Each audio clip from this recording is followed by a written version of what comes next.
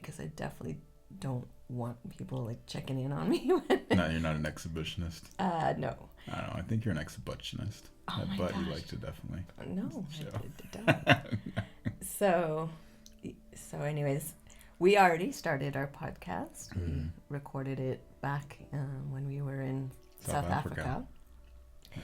And then I think not that long ago, you said, actually, I think what we need to do is start first with giving people our infusion of our sexual sounds. And you gave me a lot of space to think about it and feel into it, because it felt very edgy for me to launch instantly into that without having much relationship with the listeners. Well, I mean, how do you feel about doing it?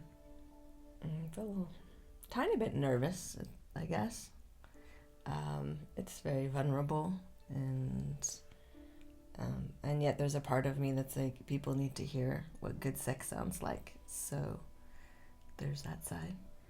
I don't know if it was a year ago or what, but yeah, when we listened though to the Lacey and Flynn, it was right towards when they were having their last episode, and then kind of noticed that there seems to be a gap because they had, it was like their 7th episode or whatever it was, and they had finished and were saying that they're putting up the gloves. You know, I said, I like watching UFC, so that's the metaphor I used. Literally just watched UFC 293. So, well, also for me, when I heard that show, I couldn't understand why they had such a large following. Meaning, for me as a person listening in, it didn't actually sound like they were having good sex at all. And so I wasn't super inspired by what I was hearing, though I guess the concept of it was interesting.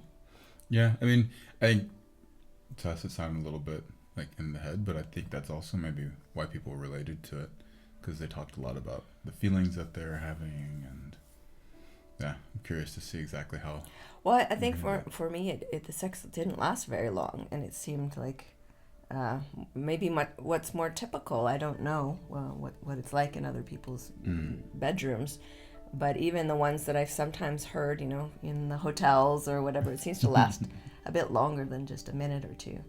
And so I guess my concern is wanting to set an imprint of what's possible for people, and that a sex beyond 20 minutes actually opens up a lot of interesting things in the body and the mind and the heart. Yeah, no, I definitely noticed that there are like cycles that one goes through in terms of depth of intimacy, depth of sensation, and the longer that you stay in it and the longer that you go, especially when you go beyond your kind of average 5 to 7 minute sexual experience, it just goes deeper and there's layers and layers to it. We were laughing earlier because we haven't said this yet, but you are the founder of Suction Sex, and I'm the founder of the Desilets method. But we were laughing earlier because we've just recently filmed the medical protocol that we co-authored, and we had the doctor who was saying, "This is dangerous. People could fall in love." Yeah, my response was, that definitely should be the warning label. Warning. For a company that's talking about love is the ultimate medicine. So Exactly. So there's also that piece of wanting to share what sex sounds like when it's connected as well, because in the realm of porn, the sounds that I hear feel off in my body and often don't translate, at least my female body, it doesn't translate to arousal, it translates more into alarm or concern.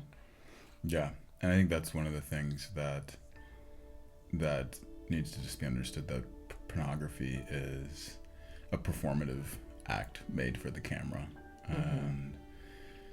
And unfortunately it's not really sex education, though it does seem to serve to be the kind of the number one sex educator on what people do during sex, because that's the only really instance people have of seeing something around what they do, as opposed to just being told what not to do or how to get pregnant, etc.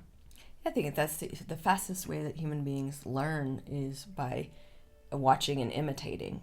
That's what a child will do, and that's what's happened throughout history. And you watch a dance move, you try and imitate it. You watch, I don't know, maybe a good soccer move, or football, Yeah. and you try and imitate that. And I remember as well doing the same with martial arts, just watching someone do some incredible feat with their body, going, wow, I want to know how to do that. And so we watch and we imitate, and if we're doing that with porn, then unfortunately what we're imitating is friction sex. Yeah. And so talk to us a little about what people might be hearing today. Well, I think what they're going to be hearing is something that's not done for camera, obviously, because it's audio, but also not done for an audio.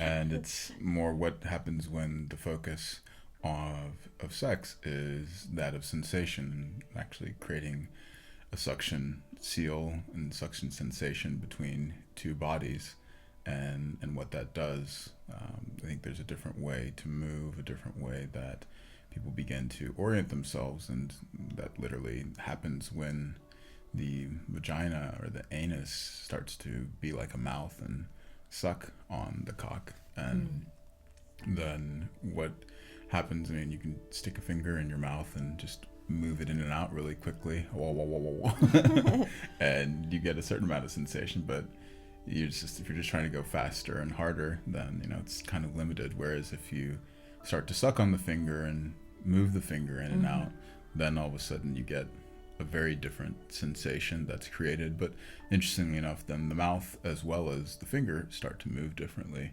because it's oriented on keeping that suction sensation. And then there's kind of a different sexual IQ, you could say, that starts to happen when you orient around pleasure.